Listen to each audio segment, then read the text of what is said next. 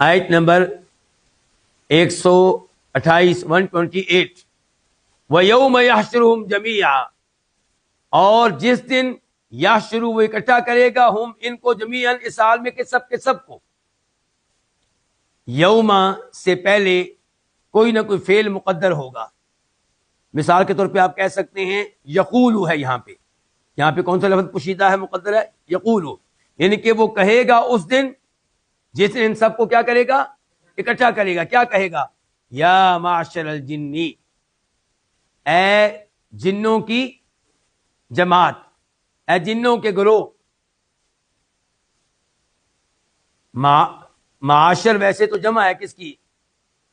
معاشر کی. قد استکثرتم من الانس، قد تحقیق استکثرتم، تم نے اپنا بنا لیا، من الانس بہت سے انسانوں کو، تم نے بہت سے انسانوں کو اپنا بنا لیا. بہت کس کا معنی ہے؟ استکثرتم، یہ کثیر سے ہے نا، کثیر کا معنی کیا ہوتا ہے؟ بہت. اس کے اوپر داخل کی گئی ہے سین، تو مزید معنی کیا ہو گیا؟ بہت. بہت زیادہ لوگوں کو تم نے اپنا بنا لیا، بہت زیادہ لوگوں کو بہت زیادہ انسانوں کو تم نے گمراہ کیا. وقال اولیاء من الانس، وقال اور کہیں گے اولیاء ان کے دوست، کن کے دوست؟ جنوں کے دوست میں انسانوں میں سے، اور ان کے دوست کہیں گے انسانوں میں سے، ان کے انسانی دوست کہیں گے ربنا، اے ہمارے رب. ربنا سے پہلے مقدر ہے، پوشیدہ ہے کیا؟ یا ربنا. جب بھی ہم اللہ سے دعا کرتے ہیں کہتے ہیں نا ربنا، تو اس سے پہلے ایک لفظ پوشیدہ ہوتا ہے کیا؟ یا، اے ہمارے رب، اے ہمارے رب. اور رب کس کو کہتے ہیں؟ جو کسی کا خالق بھی ہو، مالک بھی ہو، رازق بھی ہو، اس کے سبھی امور کی تدبیر کرنے والا ہو. تو کہیں گے اے ہمارے رب، اس سمتا فائدہ اٹھایا، بعضنا ہم میں سے بعض نے ببعض بعض کے ساتھ، وبلغنا اور ہم پہنچ چکے، اجلنا اپنے اس وقت کو، الذی جو اجلتا تو نے مقرر کیا لنا ہمارے لیے.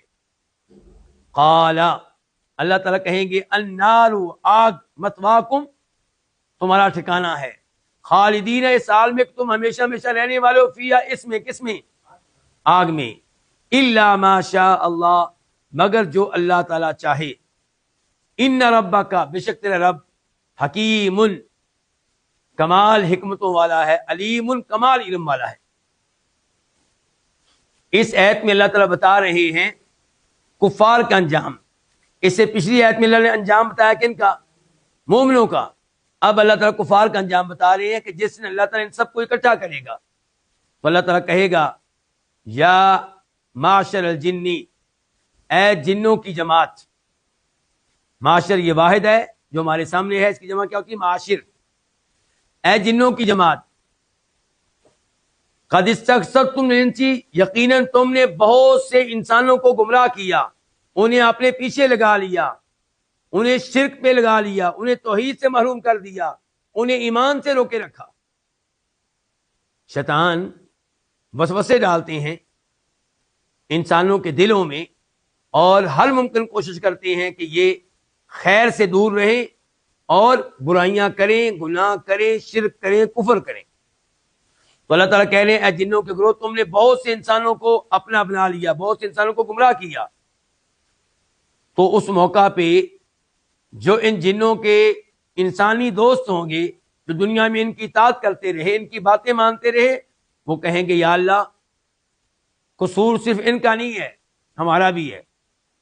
اے ہمارے رب، ہم میں سے بعض نے بعض سے فائدہ اٹھایا، جنہوں نے ہم سے فائدہ اٹھایا اور ہم نے ان سے فائدہ اٹھایا.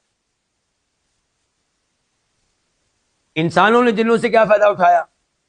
مثال کے طور پہ جنوں کے ذریعے غیبی باتیں معلوم کرنے کی کوشش کرنا.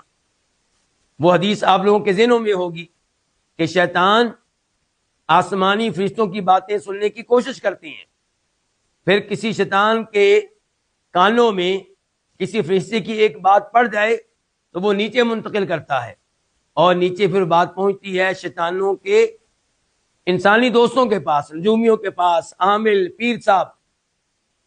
تو یہ پھر پشین گوئیاں جاری کرتی ہیں. ان پشین گوئیوں میں ایک آدھ بات وہ ہوتی ہے جو شیطانوں کے ذریعے اوپر سے نیچے آئی.